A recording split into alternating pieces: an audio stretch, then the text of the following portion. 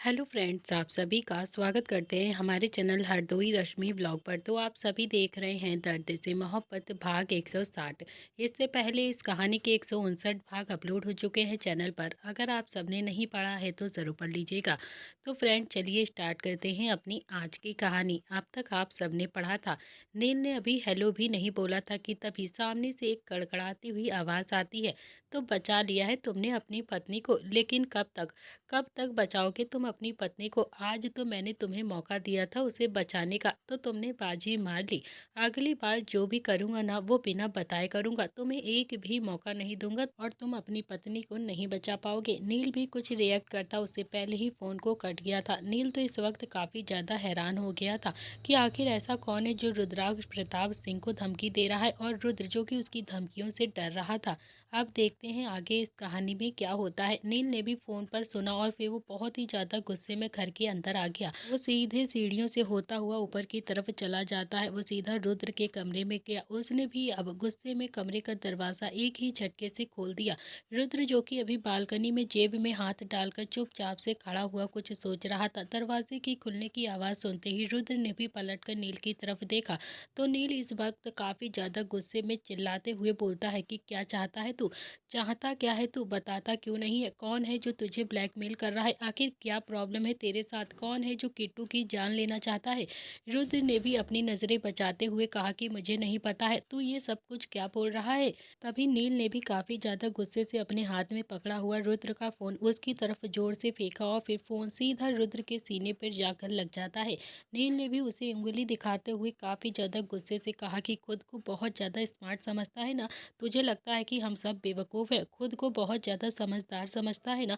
उस दिन तो तू कह रहा था कि तू किट्टू के साथ नहीं रहना चाहता है, उसे डाइवोर्स देना चाहता है, तुझे उसमें बिल्कुल भी इंटरेस्ट नहीं। और फिर आज आज कैसे तू किट्टू को बचा रहा था? क्यों बचाया तूने किट्टू को? रुद्र ने भी गुस्से में कहा कि तो फिर क्या करूं मैं? मरता हुआ नहीं देख सकता हूं मैं उसे? हाँ, मैं उसे डाइवोर्स देना चाहता हूं, अपनी ज़िंदगी में नहीं रखना चाहता हूं मैं उसे। इसका मतलब ये तो नहीं है कि मैं उसे मरता हुआ देखना चाहता हूँ। मैं नहीं चाहता हूँ कि उसे कुछ भी हो। नील ने एक कदम रुद्र की ओर बढ़ाया और फिर मुक्का दिखाते हुए गुस्से से कहा कि रुद्र, तू जानता है मुझे मुझे बहुत ज़्यादा गुस्सा नहीं आता है कभी भी, और जब गुस्सा आता है तो फिर मेरा दिमाग बहुत ही ज़्यादा गर्म हो जाता है, पागल हो जाता हूँ मैं गुस्से में। मैं सच बता रहा हूँ, बिल्कुल भी नहीं सोचूंगा कि तेरे हाथ में चोट लगी है या फिर तुझे कुछ हो जाएगा। मैं तुझे अभी के अभी मार दूंगा। तुझे कैसे पता कि किट्टू को चोट लगने वाली है?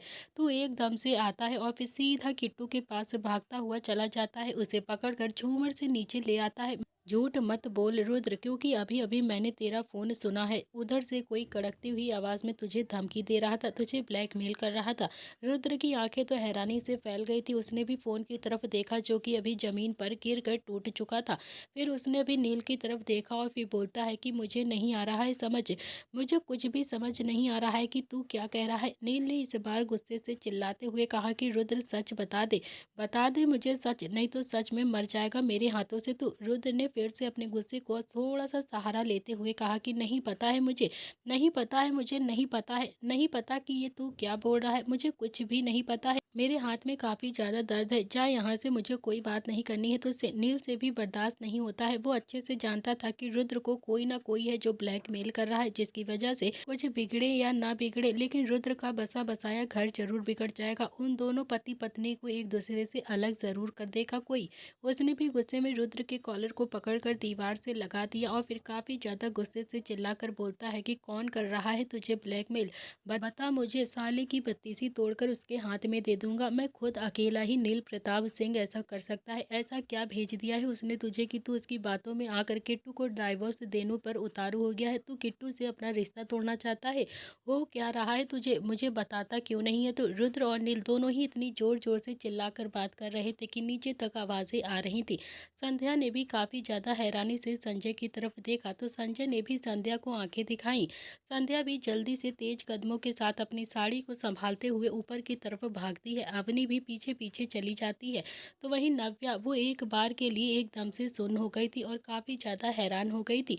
अभी अभी तो किट्टू के ऊपर मुसीबत आते आते टल गई थी और फिर अब ये दोनों ही भाई इतनी जोर जोर से लड़ रहे थे। कहीं ना कहीं नव्या को भी अब लगने लगा था कि ये सब कुछ उसकी वजह से ही हो रहा है। कहीं ना कहीं वो इस घर के लिए ठीक नहीं है।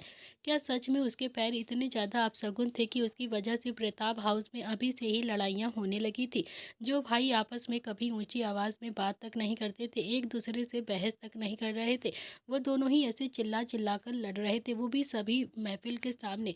ये सब कुछ सोचकर नव्या की आंखों में भी पानी आ गया था। किट्टू भी सीधा ऊपर की तरफ तेज कदमों से जाने लगी तो संजय ने भी दादी से कहा कि मैं देखकर आता हूँ कि आखिर हुआ क्या है, आप मेहमानों को संभालिए। संजय भी अब किट्टू के पीछे पीछे सीधा ऊपर की तरफ चला गया था।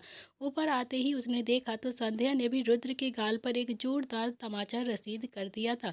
संजय ये सब कुछ देखकर बर्दाश्त नहीं कर पाता है, उसे एकदम से बर्दाश्त नहीं हुआ। वो भी जल्दी से संध्या के पास आया और फिर उस पर चिल्लाते हुए गुस्से से बोलता है कि ये क्या बदतमीजी है संध्या, तुम्हारी हिम्मत कैसे हुई रुद्र पर हाथ उठाने की, तुम रुद्र को ऐसे कैसे मार सकती हो?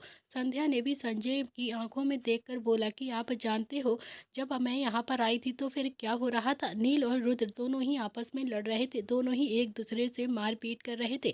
संजय ने कहा कि तो तुम रुद्र को थप्पड़ मारोगी?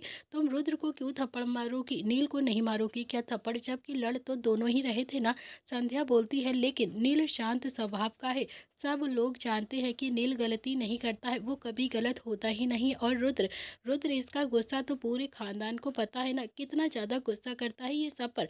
मैं दावे के साथ कह सकती हूँ गलती रुद्र की ही थी, नील की गलती हो ही नहीं सकती। संजय ने भी संध्या की तरफ देखकर कहा कि नीचे मेहमान आ रहे हैं संध्या, इसीलिए मैं ज़्यादा रिएक्ट नहीं कर रहा हूँ, लेकिन ये मत समझो कि हमेशा गलती रुद्र की ही होती है। जरूरी नहीं है कि मेरा रुद्र ही हमेशा गलती करे, कभी कभी नील भी गलती कर सकता है।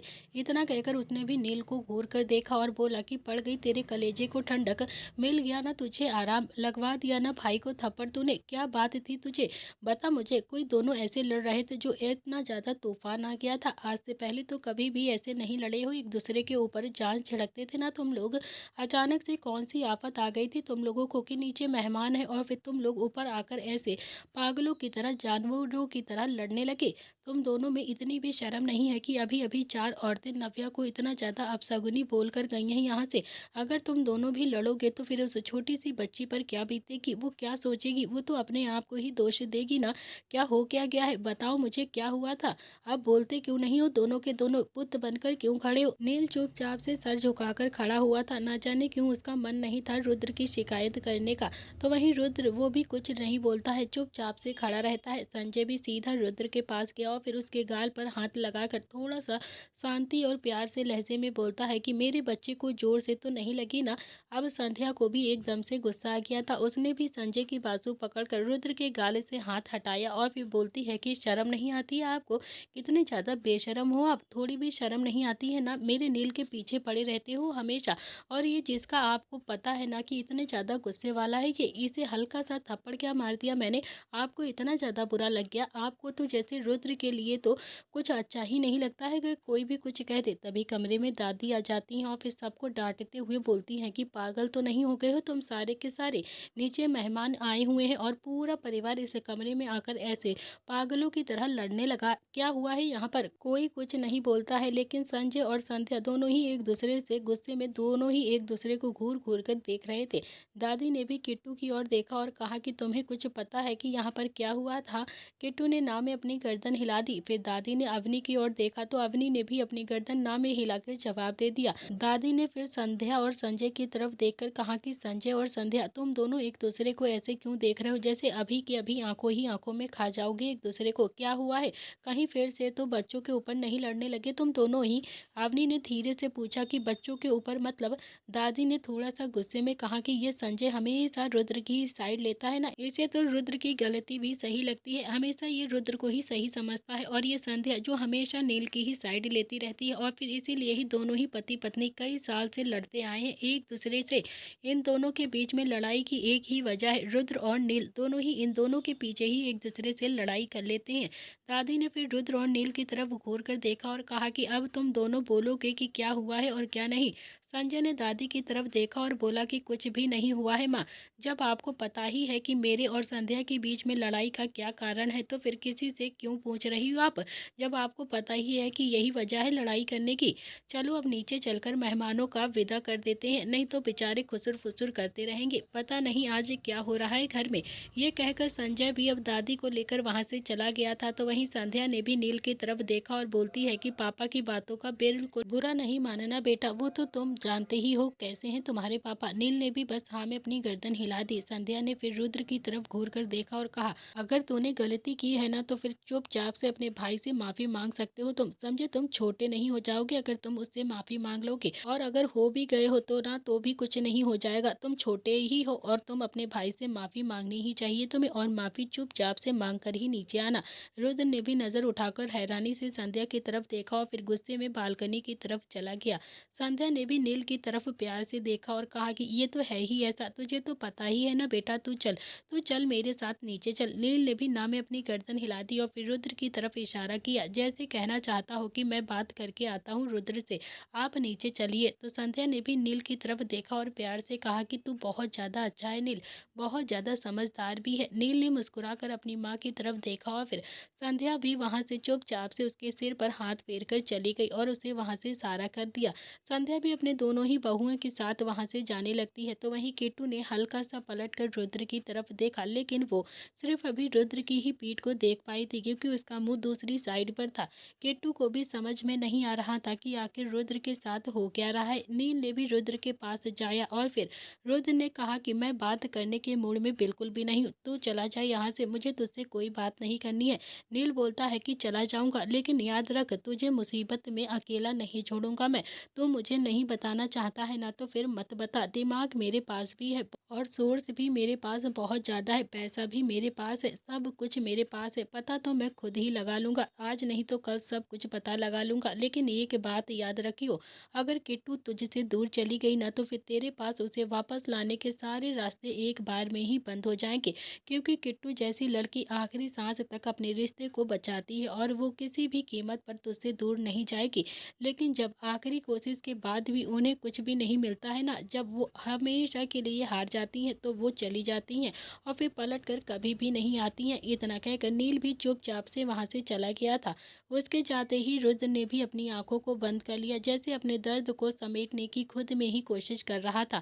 तो वहीं दूसरी तरफ गीतांजलि और अजीत दोनों ही घर पहुंच गए थे। दोनों ही इस वक्त बहुत ज़्यादा हैरान थे। गीतांजलि भी किचन में गई और अजीत के लिए पानी लेकर आ जाती है और बोलती है कि मुझे तो यकीन ही नहीं होता है कि दोनों ही भाई कैसे लड़ रहे थे। सच में ऐसा लग ही नहीं रहा था कि वो दोनों लड़ रहे हैं, क्योंकि सच में कभी भी मैंने उन लोगों को बहस तक करते नहीं देखा था। मैंने तो जब भी देखा है चारों ही भाइयों को बहुत ही प्यार से हंसते मुस्कुराते हुए साथ में देखा है, लेकिन आज तो मुझे बहुत ही ज़्यादा हैरानी हो रही थी। अजीत ने भी पानी का गिलास पकड़ लिया और बोला कि सही कह रही हो गीतांजलि, मुझे भी बहुत ज़्यादा हैरानी हुई थी। कल आराम से संजय भाई साहब से पूछूंगा कि आखिर दोनों ही भाइयों में आखिर इतना भी क्या हो गया था जो ऐसे लड़ने लगे। तभी शोभित आता है और बोलता है कि क्या हुआ है पापा, कुछ हुआ है क्या हल्दी में? अजीत ने कहा कि हाँ, नील और रुद्र आपस में बहुत ही तेज तेज लड़ रहे थे। ये सुनकर तो शोभित भी हैरान हो गया था। वो बोलता है कि हो ही नहीं सकता है पापा, ये तो मैं मान ही नहीं सकता हूँ, वो दोनों तो राम लक्ष्मण है, राम लक्ष्मण। अजीत भी शोभित की तरफ देखकर बोलता है, लेकिन वो राम लक्ष्मण आज लड़ रहे थे। नीचे तक आवाजें आ रही थी, सभी मेहमानों ने सुना था। पता भी है तुम्हें, कुछ लोग तो तरह तरह की बातें भी कर रहे थे, और तो और बेचारी नव्या, पता नहीं उसके दिमाग में कोई उल्टी सीधी बात ना बैठ जाए, उसे ही सब लोग दोष दे रहे थे। शोभित खुद से बोलता है कि यार ये कैसे हो सकता है पापा, नील भैया तो बहुत ही ज्यादा शांत रहते हैं, वो तो बहुत ही ज्यादा समझदार हैं, और फिर रुद्र भैया भी ऐसा बिल्कुल नहीं कर सकते हैं। वो तो उन्हें सच में बहुत ज्यादा प्यार करते हैं कि वो अपने बड़े भाई से कैसे लड़ने लग गए, मुझे तो यकीन ही नहीं है, कोई प्रॉब्लम है क्या? तो वहीं दूसरी तरफ बलवंत राय अपने ऑफिस की चेयर पर आराम से अकड़ कर बैठा हुआ था और जोर जोर से हंस रहा था। उसके सामने संजय की एक छोटी सी फोटो रखी हुई थी। फिर वो फोटो को देखकर बोलता है कि तुम्हें पता है संजय, मैं तुम्हारी फोटो अपने टेबल पर क्यों रखता हूँ? ताकि मैं ये दुश्मनी भूल ना जाऊँ। मैं किसी भी कीमत पर तुमसे अपना बदला लेकर ही रहूंगा, मैं किसी भी कीमत पर तुम्हें खुश नहीं रहने दूंगा। तुम्हारी वजह से मेरी बहन ने सुसाइड करी थी। आज तुम्हारी ही वजह से ही मेरी बहन मेरे पास नहीं है। जब तक तुम्हारे परिवार का नाश नहीं कर दूंगा ना, तब तक चैन से मैं भी नहीं बैठूंगा। तो वहीं रात के वक्त संजय को अभी भी नींद नहीं आ रही थी। उसका दिल बहुत ही ज़्यादा बेचैनी से धड़क रहा था। वो गार्डन में इधर उधर चक्कर लगा रहा था। उसका दिमाग इस वक्त बहुत ही ज़्यादा खराब था। उसने आज तक अपने बच्चों को कभी भी लड़ते हुए नहीं देखा था, खासकर रुद्र और नील को। लेकिन आज रुद्र और नील को ऐसे लड़ते हुए देखकर तो उसे बहुत ही ज़्यादा बेचैनी हो रही थी। तभी पीछे से दादाजी आते हैं और बोलते हैं कि क्या हुआ है संजय, दोनों ही भाई क्यों लड़ रहे थे आपस में, वो भी इतनी जोर जोर से। संजय ने पलटकर अपने पापा की तरफ देखा और बोला कि मुझे नहीं पता है कि वो दोनों क्यों लड़ रहे थे। दादाजी ने भी संजय की तरफ देखा और कहा कि क्यों, तुमने पूछा नहीं अपने बच्चों से? संजय बोलता है कि नहीं, मैंने नहीं पूछा। आप भी इसी घर में रहते हो ना, तो फिर आप ही पूछ लेना कि आपके पोते क्यों लड़ रहे थे इतना ज़्यादा। इतना कहकर संजय भी सीधा घर के अंदर जाने लगा। तो दादाजी बोलते हैं कि अब समझ में आ रहा है तुम्हें कि जब दो भाई लड़ते हैं तो फिर बाप पर क्या बीतती है। संजय के कदम अब एकदम से रुक गए थे। उसने भी पलटकर दादाजी की तरफ हैरानी से देखा और फिर बोलता है कि आप जानते हो, मैं कभी भी उससे नहीं लड़ा हूँ, हमेशा उसे प्यार ही किया है। मैंने हमेशा उसे इज्जत मान सम्मान सब दिया है। इतना कहकर वो घर के अंदर चला गया। तो वहीं दूसरी तरफ नव्या ओबरॉय हाउस में थी। इस वक्त वो बेड पर बैठी हुई थी। उसने अपने कमरे में बेड के सिरहाने पर अपनी सिर पर टेक लगा रखी थी और अपनी आंखों को बंद किए हुए आज जो कुछ भी हुआ था उसके बारे में सोच रही थी। कहीं ना कहीं उसे अपने लिए बहुत ज़्यादा बुरा भी लग रहा था। उसके मोबाइल में कब से निहाल के बहुत सारे मैसेज आ गए थे, लेकिन उसने एक भी मैसेज का कोई भी रिप्लाई नहीं किया था। उसके कानों में तो बस बार बार उस औरत की कही हुई बातें ही गूंज रही थी। आज जो कुछ भी हुआ था उसके दिमाग में वही घूम रहा था, जो नव्या को बहुत ज़्यादा बेचैन करने के लिए मजबूर कर रहा था। तभी उसने अपने कंधे पर किसी का हाथ महसूस किया। नव्या ने झटके में आंखें खोलकर देखा तो सीमा जी उसके पास में ही खड़ी हुई थी।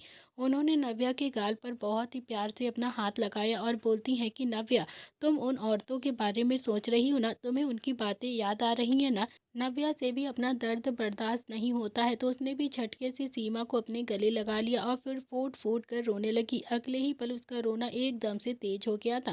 सीमा ने भी नव्या को बहुत ही प्यार से समझाते हुए और संभालते हुए कहा कि ज़्यादा मत सोचो नव्या, इतने सोचने से कोई भी फायदा नहीं है, अपनी ही तबीयत खराब कर लोगी तुम। कल मेहंदी है तुम्हारी और परसों शादी। बेटा, अगर तबीयत खराब हो गई ना तो फिर अपनी शादी का कोई भी फंक्शन एंजॉय नहीं कर पाओगी तुम। और फिर तुम उन औरतों की फालतू की बातें क्यों सोच रही हो? किन के बारे में सोच रही हो तुम? उन औरतों के बारे में? अरे तुम्हें तो खुश होना चाहिए, खुश कि तुम्हारा इतना अच्छा परिवार है, तुम्हें इतना अच्छा ससुराल मिल रहा है कि जो तुम्हें इतना ज़्यादा सपोर्ट कर रहा है, तुम्हें इतना ज़्यादा प्यार करता है। देखा था ना तुमने कि कैसे माँ जी ने अपने ही रिश्तेदारों को डांट कर भगा दिया था, वो तुम्हारे लिए कितना ज़्यादा बोल रही थी। चलो अब जल्दी से रोना बंद कर दो बेटा। सीमा जी भी नव्या को संभाल रही थी, लेकिन नव्या के आंसू तो रुक ही नहीं रहे थे। वो जैसे तैसे उसने भी अपने आंसुओं को पोंछा और फिर सईमा जी की तरफ देखकर बोलती है कि माँ, वो औरत झूठ नहीं बोल रही थी, बिल्कुल सच ही तो कह रही थी। कौन सा झूठ बोला था उसने? अरे अपशगुनी तो हूँ ही मैं बहुत ज़्यादा अपशगुनी हूँ। आप जानती हैं ना, मेरी वजह से ही मेरे पापा का एक्सीडेंट हुआ था। और ये सुनते ही सीमा जी ने भी नव्या के मुंह पर अपना हाथ रख लिया और बोलती है कि किसी का जीना और किसी का मरना किसी के भी हाथ में नहीं होता है बेटा, ये सब तो भगवान की मर्जी होती है। और तुम्हें क्या हमने कभी भी किसी भी चीज की कमी महसूस होने दी है, या फिर अपने प्यार में कभी भी किसी भी चीज की कमी लाई है? नहीं ना, तो फिर तुम खुद ही हमसे अलग क्यों समझती हो? तुम खुद को हमसे अलग क्यों मानती हो बेटा? तुम्हारे पापा तुम पर जान छिड़कते हैं। अवनी के जाने के बाद तुम ही तो हमारी एक छोटी सी प्यारी सी बेटी हो ना। अब तुम भी चली जाओगी तो फिर जरा सोचो क्या होगा हम दोनों का ही। हम दोनों तो जीते जी ही मर जाएंगे ना। और एक तुम हो कि ऐसी उल्टी सीधी बातें सोच रही हो अपने लिए। तुम्हारी वजह से कुछ भी नहीं हुआ है, समझी तुम? ऐसे तो तुम्हारे पापा भी कह सकते हैं ना कि उनकी वजह से ही उनके ड्राइवर का एक्सीडेंट हो गया है। मैं पुरानी बातों को बिल्कुल भी उठाना नहीं चाहती हूँ, लेकिन खुद को संभालो। तुम बिल्कुल भी अपशगुनी नहीं हो, समझी तुम? ऐसा कुछ भी नहीं हो जिसकी वजह से तुम आंसू बहाओ। तुम्हें बहुत अच्छा परिवार मिल रहा है। उन्होंने आगे कहा, हाँ बेटा, अगर तुम्हें रोना है ना तो इस बात पर तुम रो सकती हो कि तुम मुझे और अपने पापा को छोड़कर जा रही हो, तो फिर ये आंसू बिल्कुल जायज है। तुम्हें जितना रोना है तुम रो सकती हो, मगर इसके अलावा तुम्हें रोने का कोई भी मतलब नहीं है। ओके, देखो नव्या, मैं बचपन से तुम्हें समझती आई हूँ और फिर तुम्हें समझाती भी आई हूँ। आज भी कहती हूँ कि दुनिया में ऐसे बहुत सारे लोग लोग हैं जिन्हें संभालने वाला कोई भी नहीं होता है, लेकिन तुम खुद को देखो, तुम्हें संभालने के लिए हम सब हैं और प्रताप फैमिली भी है अब तो तुम्हारे पास। तो फिर तुम खुद को ऐसे अभागन क्यों समझती हो बेटा? नव्या ने भी सीमा जी की तरफ देखा और अगले ही पल उन्हें अपने गले लगा लिया और फिर से रोने लगती है। फिर वो धीरे से बोलती है का अच्छा सॉरी माँ, आज के बाद ऐसा कभी भी नहीं कहूँगी। सीमा ने भी अपनी बाहें नव्या पर लपेट दी और फिर उसके बालों को बहुत ही प्यार से सहलाकर चूमकर कहा कि आज के बाद ऐसा कुछ भी मत समझना तुम। ठीक है बेटा, तुम तो मेरी बहुत ही प्यारी बेटी हो।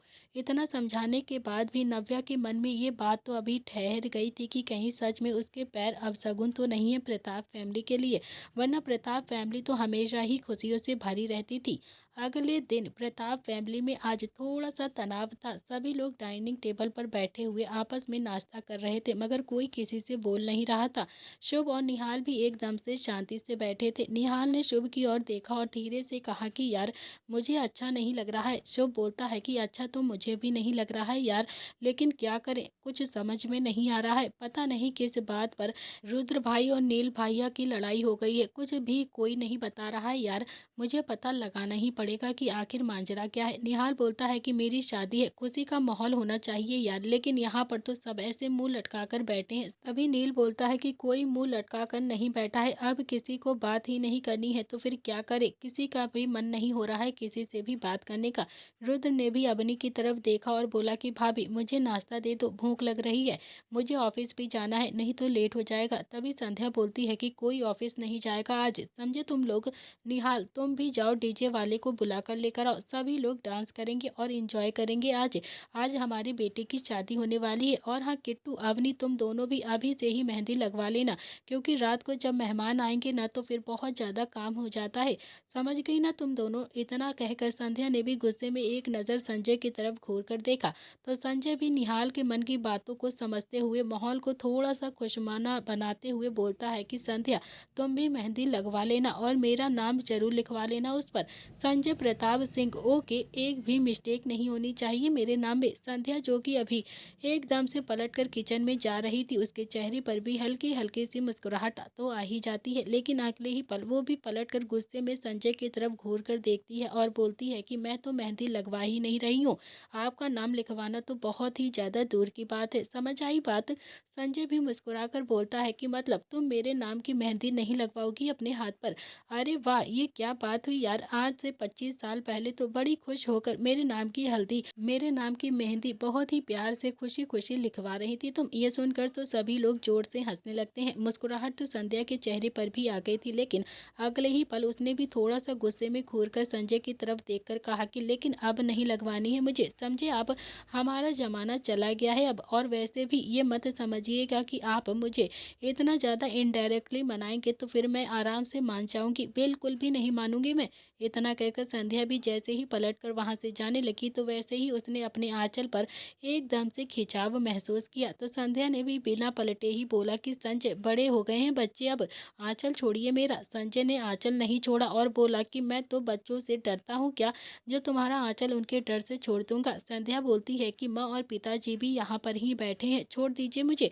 संध्या भी अभी इतना बोलकर इधर उधर देखती है तो दादाजी भी अपनी जगह से उठकर बोलते हैं कि मैं तो उठकर बाहर चला जाऊंगा, चांदनी तुम मेरे लिए गार्डन में ही नाश्ता लेकर आ जाना। ओके, इतना कहकर दादाजी भी वहां से चले गए थे और अब संध्या के अंदर तो बिल्कुल भी हिम्मत नहीं हो रही थी कि वो पलटकर अभी संजय की तरफ देखे। उसे बहुत ज्यादा शर्म आ रही थी। दादी बोलती है कि संजय, तुम क्यों रुक गए हो, मनाओ ना अपनी बीवी को, तुम्हारे बच्चे यहाँ पर हैं, बाकी पिताजी तो चले ही गए हैं ना, मैं भी जा ही रही हूँ। संध्या ने भी पलटकर दादी की तरफ देखा और बोलती है कि माँ जी, ये क्या सीख दे रही हैं आप अपने बेटे को, उम्र का तो लिहाज कीजिए ना प्लीज, इतने सारे बच्चे हैं और सभी के सभी बड़े हो गए हैं। संजय बोलता है उम्र का क्या लिहाज करना है, अब मेरी बीवी रूठी हुई है तो फिर मुझे तो मनाना ही पड़ेगा ना। अपनी ही बीवी को मनाने में किस बात की शर्म है भाई, किसी को शर्म आती है क्या? शर्म तो तब होती जब मैं किसी दूसरे की बीवी को मनाता। चारों ही भाई अपनी माँ और पापा दोनों को ही देखकर हल्के हल्के से मुस्कुरा रहे थे। किट्टू भी मुस्कुराकर दोनों की तरफ देख रही थी और अवनी को तो एकदम से हंसी आ रही थी उन दोनों को देखकर। संध्या ने भी सबकी तरफ एक बार नजर उठाकर देखा और फिर संजय के हाथ से अपना आंचल छुड़वाते हुए बोलती है कि छोड़ो, छोड़ो मुझे। पहले तो बच्चों के सामने इतना ज़्यादा चिल्लाते हो, गुस्सा करते हो और फिर उसके बाद संध्या भी अपनी बात को पूरी कर पाती उससे पहले ही संजय एकदम से बोल पड़ता है कि हाँ, हाँ तो फिर बच्चों के सामने मना भी तो रहा हूँ ना, बच्चों को पता चलना चाहिए मैं कितना प्यार करता हूँ तुमसे। संजय ने फिर बच्चों की तरफ देखकर कहा कि बीवी को कैसे मनाते हैं ये भी देख लो तुम चारों के चारों।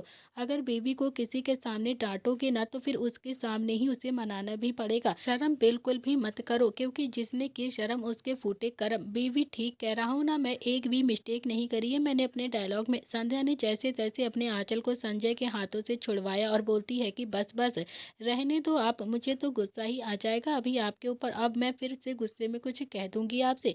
अब नाश्ता करो और चुपचाप से डीजे लगवाओ घर में, आज मैं भी बहुत ज़्यादा डांस करूंगी अपने बच्चों के साथ। तभी संजय बोलता है कि अच्छा और हाँ मैं भी तो डांस करूंगा ना। संध्या बोलती है कि कमर में दर्द हो गया है आपके, तो फिर दवाई नहीं लगाऊंगी आपकी। संजय ने भी चुटकी लेते हुए कहा कि तुम्हारी भी पैरों में दर्द हो गया ना तो मैं बहुत ही प्यार से दवाई लगाऊंगा तुम्हारे पैरों में। संध्या को तो एकदम से हंसी आ रही थी, वो किचन में चली जाती है और फिर संजय जो कि अपनी जगह से उठता है और फिर सबकी तरफ देखकर बोलता है कि मैं जा रहा हूँ अपनी वाली को मनाने के लिए। किचन में कोई भी मत आना, ओ कि किसी की भी नज़र नहीं पड़नी चाहिए किचन की तरफ। अब संजय को देखकर सभी लोग हंसते हैं तो संजय बोलता है कि अरे अब ऐसे क्यों देख रहे हो तुम लोग, गलती की है तुमने और मैंने अपनी बीवी को परेशान किया है। उस औरत को परेशान करना पाप होता है, पाप जो तुम्हारे घर को संभालती है। इतना कहकर संजय भी सीधा दंदनाते हुए किचन की तरफ चला गया था संध्या को मनाने के लिए। वहीं किट्टू ने एक नज़र रुद्र की तरफ देखा, लेकिन रुद्र ने किट्टू का देखना पूरी तरह से इग्नोर कर दिया था और फिर वो अपना खाना खाने लगता है चुपचाप से अपनी नज़रें झुकाकर। नील की नज़र भी अभी किट्टू और रुद्र पर ही टिकी हुई थी, पर फिलहाल के लिए उसके हाथ में कुछ भी नहीं था। उसे नहीं पता था कि रुद्र ऐसा क्यों कर रहा है। रात के वक्त सारे ही मेहमान आ चुके थे। नव्या को मेहंदी लग रही थी, उसका मन अब काफ़ी हद तक शांत भी हो गया था और वो अपनी मेहंदी को एंजॉय कर रही थी। नव्या के हाथों पर मेहंदी का बहुत ही ज़्यादा गहरा सा रंग चढ़ने लगा था। प्रताप हाउस में खुशियों का माहौल एक बार फिर से आ चुका था। कोई कह भी नहीं सकता था कि एक रात पहले से घर में दो भाइयों के बीच में इतनी ज़्यादा लड़ाइयाँ हुई थी कि मेहमान ने भी देख लिया था। रुद्र भी सिर्फ निहाल की खुशी के लिए ही वहीं सोफे पर आकर बैठा हुआ था। सभी लोग आपस में हंसी खुशी डांस कर रहे थे। निहाल और शुभ दोनों ने ही खूब मस्ती की थी और खूब सारा डांस किया था। शुभ तो डांस करता हुआ अवनी के पास गया और फिर उसे भी खींचकर डीजे पर ले आता है और फिर वो अवनी के साथ डांस करने लगता है। अवनी भी अब शुभ के साथ डांस करने लगा था। तो वहीं निहाल ने भी किट्टू को अप्रोच किया था, लेकिन किट्टू ने उसे मना कर दिया था कि वो डांस नहीं करेगी। नील ने निहाल की ओर देखा और फिर इशारों में ही किट्टू को ले जाने के लिए कहा, क्योंकि नील किट्टू को ऐसे उदास बिल्कुल भी नहीं देख सकता था, क्योंकि उसे पता था कि किट्टू सच में बहुत ही ज़्यादा अंदर से दर्द में है। निहाल किट्टू के पास फिर से आया और फिर से उसके बाजू पकड़कर बोलता है कि अरे चलो ना भाभी, प्लीज़ डांस करते हैं। किट्टू ने फिर से ना में अपनी गर्दन हिला दी और बोले कि नहीं, मेरा मन नहीं है भैया। निहाल बोलता है कि प्लीज़ प्लीज़ भाभी, मेरी दो ही तो भाभियाँ हैं और वहीं डांस नहीं करेंगी तो फिर मैं कैसे डांस करूँगा, चलो ना प्लीज़ प्लीज़ चलो ना मेरे लिए। निहाल किट्टू को ज़बरदस्ती खींचकर अपने साथ लेकर आ गया था। तो किट्टू अभी डांस कर रही थी धीरे धीरे, लेकिन उसका मन बिल्कुल भी डांस करने का नहीं हो रहा था। अंदर ही अंदर उसे बहुत ही बातें थी जो खाई जा रही थी। उसकी नज़रें तो बार बार रुद्र की ओर ही जा रही थी और हर एक पल उसे ऐसा लग रहा था कि जैसे शायद अब उसकी शादीशुदा ज़िंदगी ठीक हो जाएगी, अब सब कुछ ठीक हो जाएगा, शायद अब सब कुछ नॉर्मल हो जाएगा। लेकिन बचपन से लेकर आज तक किट्टू की ज़िंदगी में कुछ भी नॉर्मल नहीं हुआ था। अमीर बाप की बेटी होने के बाद भी वो गरीबी में ही पली बड़ी थी और फिर अभी भी उसकी ज़िंदगी में बहुत सारे स्ट्रगल थे जो कि ख़त्म ही नहीं हो रहे थे। अभी भी अपनी ज़िंदगी में वो स्ट्रगल कर रही थी। तो वहीं शुभ भी किट्टू के पास डांस करता हुआ धीरे धीरे आ जाता है और फिर बोलता है कि भाभी, दिशा और मम्मी जी नहीं आएंगी क्या, अभी तक आई क्यों नहीं। किट्टू बोलती है कि बोला तो था मैंने टाइम से आ जाएंगी, बस आती ही होंगी। शुभ ने कहा कि अच्छा आपको मैं दिशा के लिए पसंद तो हूँ ना भाभी, मुझ में कोई प्रॉब्लम तो नहीं है ना। किट्टू ने भी हल्के से मुस्कुराकर हाँ में अपनी गर्दन हिला दी और बोली कि बहुत ज़्यादा प्यारे हो आप, बिल्कुल पसंद हो मुझे आप। शुभ बोलता है कि मैं भाई से ज़्यादा अच्छा नहीं हूँ क्या, है ना।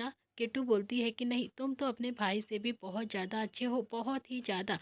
ज़्यादा मत सोचो, दिशा अभी नाराज़ है ना तुमसे, इसीलिए उसने शादी के लिए मना कर दिया है, लेकिन कुछ ही दिनों में वो मान जाएगी क्योंकि वो भी तुमसे बहुत ज़्यादा प्यार करती है। शुभ भी मुस्कुराते हुए बोलता है कि अरे भाभी, नहीं मानेगी तो फिर उठाकर ले आएंगे ना हम उसे, कौन सा वो भाग जाएगी। किट्टू के चेहरे पर तो हल्की सी मुस्कुराहट आ गई थी और फिर शुभ फिर से डांस करने लगता है। शुभ की खुशी का कारण कुछ और ही था क्योंकि आज वो नरेन की पोल पट्टी खोलने वाला था पार्टी में। वैसे भी उसके अंदर अब बहुत ही ज़्यादा बड़प्पन तो बिल्कुल नहीं था, उसका सीधा सा हिसाब था जैसे को तैसा। और फिर अब नरेन की बैंड बजने वाली थी जो कि शुभ बजाने वाला था। तो वहीं दूसरी तरफ शोभित शिखा के लिए दो अनारकली सूट लेकर खड़ा हुआ था, जैसे वो उससे पूछना चाहता हो कि वो कौन सा ड्रेस पहनेगी। शिखा जो कि अभी एकदम से पढ़ रही थी बैठकर, उसका दिमाग बहुत ही ज़्यादा इरिटेट हो रहा था। उसने शोभित की तरफ देखा और बोली कि मुझे नहीं जाना है, पढ़ाई करनी है मुझे, जाओ यहाँ से। शोभित बोलता है कि यार जाना तो पड़ेगा ही ना, मेरे दोस्त की मेहंदी है, और फिर जल्दी बताओ ना कौन सी ड्रेस पहनोगी तुम, लाइट ग्रीन या फिर डार्क ग्रीन। शिखा बोलती है कि मुझे नहीं जाना है ना, तुम जाओ। शोभित ने कहा कि ऐसे कैसे नहीं जाना है तुम्हें, जाना तो पड़ेगा ही ना, वरना मैं उठाकर लेकर जाऊंगा तुम्हें। शिखा भी हाथ बांधकर उसकी तरफ देखकर बोलती है कि कैसे, मैं भी तो देखूं कितनी हिम्मत है तुम्हारे अंदर। ये कहते हुए शिखा की आवाज़ में एकदम से चैलेंज था। शोभित ने भी दोनों ही ड्रेस अगले ही पल बेड की तरफ फेंकी और फिर एक कदम शिखा की ओर आगे बढ़ाया और फिर उसकी बाजू पकड़कर उसे अपने तरफ एक ही झटके में खींचा।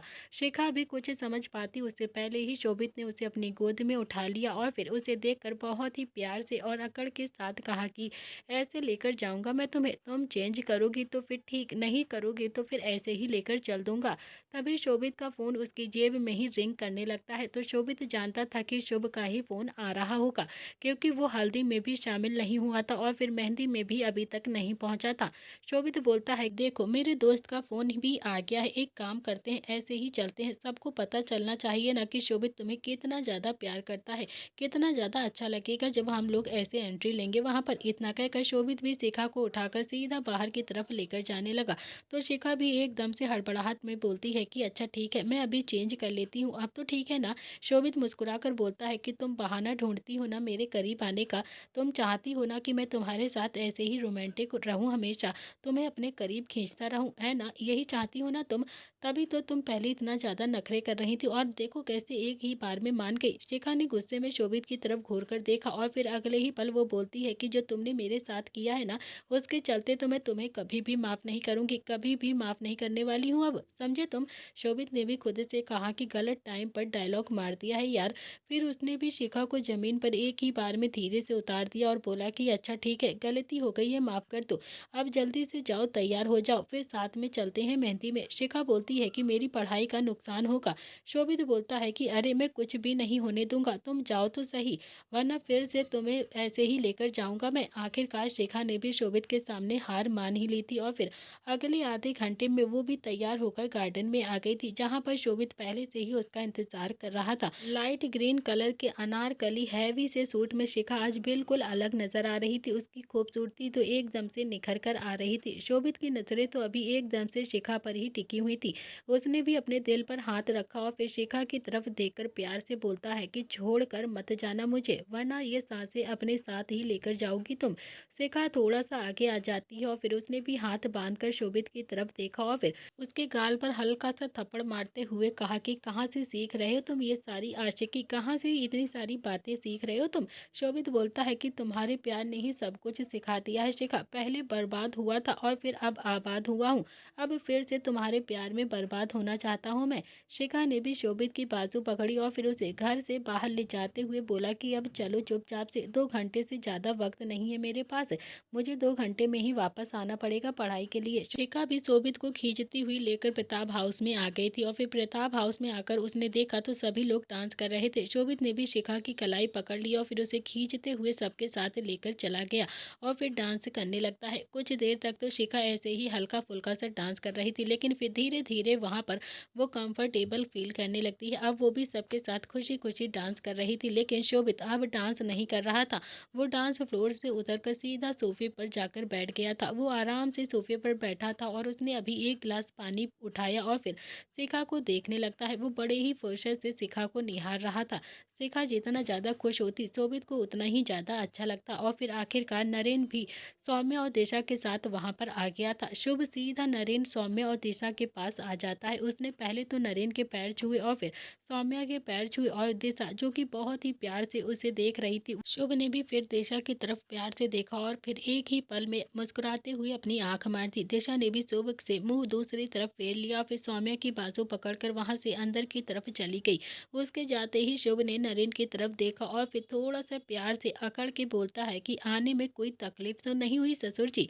नरेन ने भी बड़ी ही अकड़ के साथ जवाब दिया कि नरेन पुरोहित नाम है मेरा और नरेन पुरोहित को कोई भी तकलीफ नहीं होती है। तो दोस्तों, इसी के साथ इस कहानी का आज का एपिसोड यहाँ पर समाप्त होता है। अब क्या कांड किया है शुभ ने, ये तो पता चलेगा आपको नेक्स्ट एपिसोड में। लाइक शेयर सब्सक्राइब जरूर कर दीजिएगा। Thank you.